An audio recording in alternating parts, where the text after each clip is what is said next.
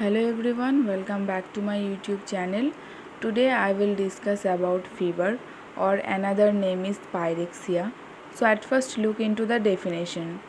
Fever or pyrexia is defined as a rise in the body temperature above 99 degree Fahrenheit and in Celsius scale 37.2 degrees Celsius.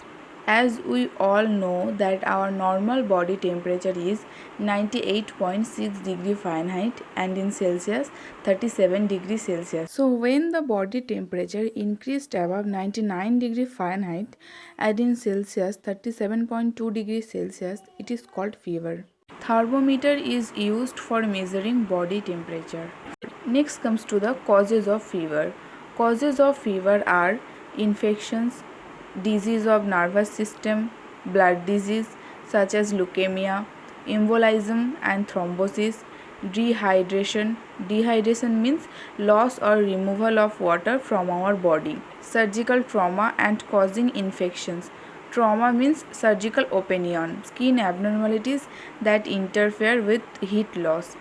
Allergic reactions to foreign proteins and pyrogens. Next, types of fever. We have 22 types of fever. First is onset or invasion. Onset or invasion of fever is the period when the body temperature is rising and it may be a sudden or gradual process. It is called onset or invasion of fever. Next, phatism or stadium. Phatism or stadium of fever is the period when the body temperature has reached its maximum and remains fairly constant at a high level. Defervescence or decline. Defervescence or decline of the fever is a period when the elevated temperature is returning to normal. Crisis.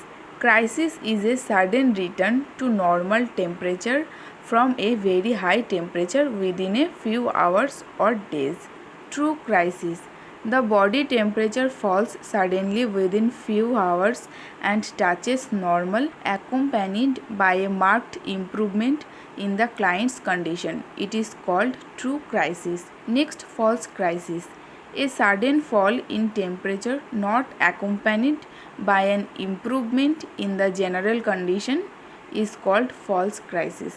Lysis. The body temperature falls in a zigzag manner for 2 or 3 days or a week before reaching normal, during which time the other symptoms also gradually disappear. Next is constant fever or continuous fever.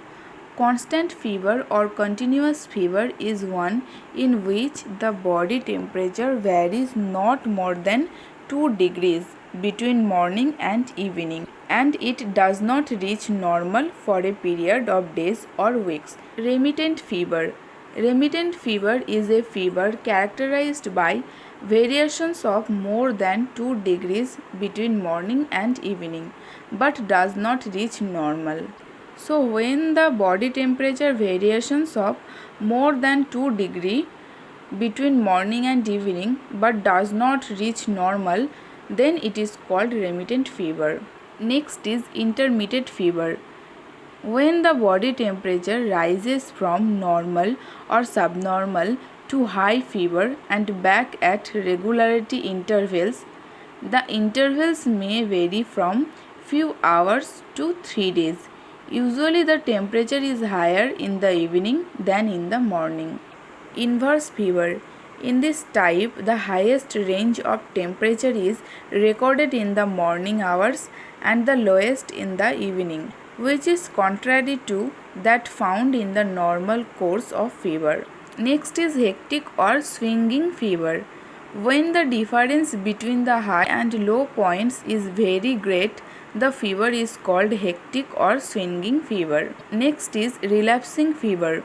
Relapsing fever is one in which there are brief febrile periods followed by 1 or more days of normal temperature. It is called relapsing fever. Next is irregular fever. When the fever is entirely irregular in its course, it cannot be classified under any one of the fevers described. It is called irregular fever. Next is rigor. Rigor is a sudden severe attack of shivering. in which the body temperature rises rapidly to a stage of hyperpyrexia as seen in malaria. So rigor, it is a condition in which the body temperature rapidly increases in the stage of hyperpyrexia. Next is low pyrexia. In low pyrexia, the fever does not rise above 99 degree to 100 degree Fahrenheit, or in Celsius scale 37.2 degree to 37.8 degree Celsius. Next is moderate pyrexia. The body temperature remains between 100 and 103 degree Fahrenheit, or between 37.8 to 39.4 degree Celsius. It is called moderate pyrexia. Next is high pyrexia. When the body temperature remains between 103 to 105 degree Fahrenheit, or in Celsius 39.4 degree to 40.6 degrees Celsius, it is called high pyrexia. Hyperpyrexia. When the body temperature goes above 105 degree Fahrenheit, it is called hyperpyrexia. Subnormal temperature. When the body temperature falls below normal, it is called subnormal temperature. The temperature may vary between 95 and 98 degree Fahrenheit, and in Celsius 35 to 36.7 degree Celsius. Next is hyperthermia. Hyper means increased. When the body temperature is raised to 105 degree Fahrenheit or above, it is called hyperthermia. And last is hypothermia. Hypo means reduce. When the body temperature falls below 95 degree Fahrenheit or 35 degrees Celsius, the condition is called hypothermia. Next is nursing care in fever. First is regulation of the body temperature. Care of the clients in fever focuses on reducing the elevated body temperature. When a client's temperature is moderately elevated, various methods of reducing the temperature may be started. First is exposure to cool by an electric fan. Second is administration of cold drinks, application of cold compress and ice bag, cold sponging and cold packs, cold bath.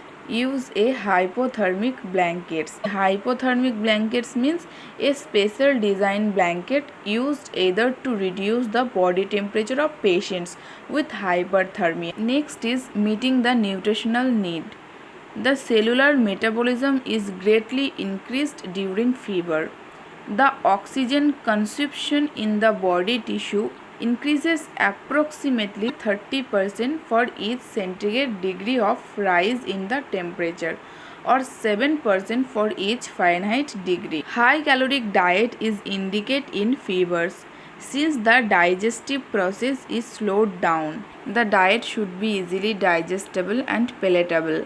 Most of the clients prefer fluid diet unless it is contraindicates. The fluid intake is increased to 3000 ml in 24 hours to prevent dehydration and to eliminate the waste products. Next is providing rest and sleep. All clients having fever should be asked to take complete bed rest. To ensure rest and sleep, providing a unit which is clean, white, without bright lights help the client to change the position regularly. The clothing should be light, loose, smooth and non-irritating. Next is maintenance of personal hygiene. Care of the mouth is very essential for clients having fever for many days. There may be cracked lips and coated tongue. If the oral hygiene is not maintained, many complications are arise. Mouth care is given 4 hourly or even more frequently for those clients having fever for many days. Apply any one of the emollients to the dry lips to prevent cracking. Care of the skin and pressure points are essential to prevent bed sores. Sponge bath is given daily to keep the client clean. Safety factors. Never leave a client with high fever alone. Rigors and Conclusions may occur at any time, and the nurse should keep all the articles ready to act quickly on such occasions. If the temperature is remaining high for a long time, irreversible changes may occur in the brain cells. And last is observation of the client.